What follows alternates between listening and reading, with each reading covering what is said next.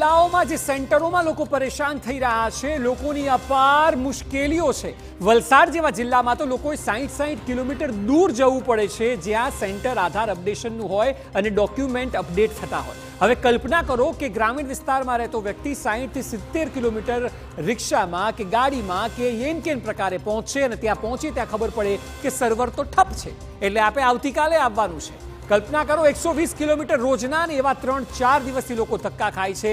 ગ્રામીણ વિસ્તારમાં લોકો વધુમાં વધુ મજૂરી કરતા હોય, ક્યાંક કોઈ જગ્યાએ કામે જતા હોય જ્યાં દિવસ પાડવાનો પણ ખૂબ અઘરો હોય, છતાં પણ દિવસ પાડવાનો એટલે રોજની જે કમાણી છે તે તો ઓછી થાય જ. ત્યારે સવાલ અનેક ઊભા થાય છે અને આ સવાલ સરકારને સવાલો છે.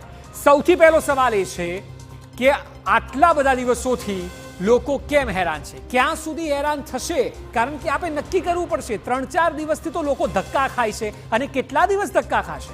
એમને જે નોકરીએ જવાનું છે, શાળામાં વિદ્યાર્થીઓ જવાનું છે, ક્યાં સુધી આ તમામ બગડશે એનો ખ્યાલ પણ સરકારે રાખવો પડશે.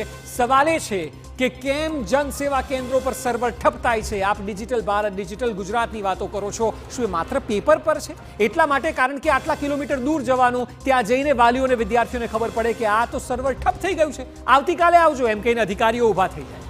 સવાલ એ છે કે વિદ્યાર્થીઓનું ભણતર બગડી રહ્યું છે, કોણ જવાબદાર?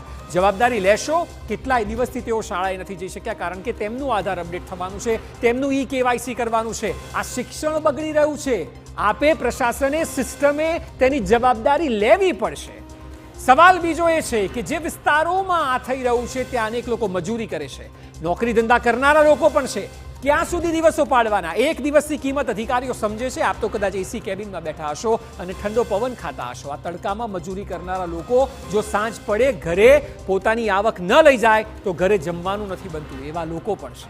અને એટલે સવાલ છે કે માનવતાના ધોરણે પણ શું આ લાંબી કતારોનું કોઈ સમાધાન છે? આપણે કામ કરવું પડશે. દરેક વખતે સરકારી જવાબ નહીં ચાલે કે સર્વર ઠપ છે, આવતીકાલે આવજો, આ પ્રોસેસ લાંબા દિવસો ચાલશે. આ કરવાથી એ પરિવાર પર શું વીતે છે કે જે દિવસ પાડે છે, એ પિતા જે નોકરીએ નથી જતા, એ વિદ્યાર્થી કે જે ભણવાનું બગાડે છે. આ સવાલો અમે પૂછી રહ્યા છે જેનો જવાબ સરકારે આપવાનો છે.